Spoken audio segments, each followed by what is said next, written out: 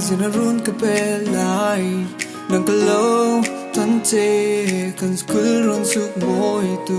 isang mel na hiu darang katong changin lung lai ru alim thei nge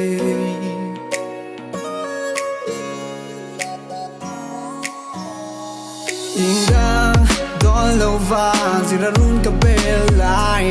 nang kalaw tante kan kulrun suk boy tu isang mel na hiu darang katong changin lung lai ru alim thei nge lung lai ru alim thei nge lung lai ru zo tu katong isang mel la mo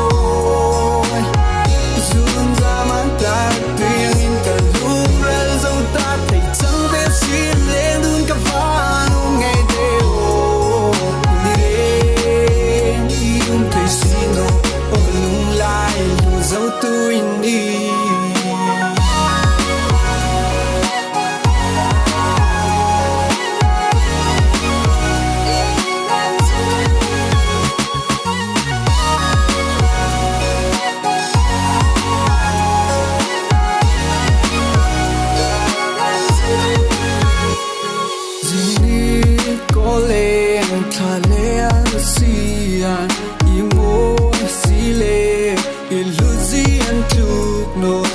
zana nem ten trang ein beijing din le tam zai bar ten tu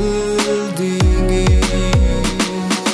lai lu zo tu ka tong ni sa me la mo zun zaman ta triang in ka lu ra zo ta ke chang de si le luôn ka va nu nge de o ni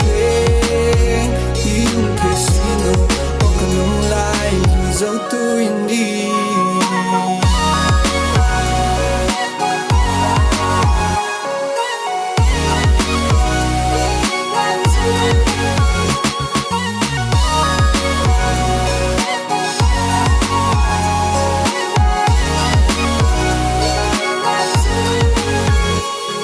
lung lai lu zo tu ka tong e sak me la mo zun zaman tar tuyang in ka lural zo ta thei chang ve si le luôn ka va nu ngai de o ni re ium thei si no o ka lung lai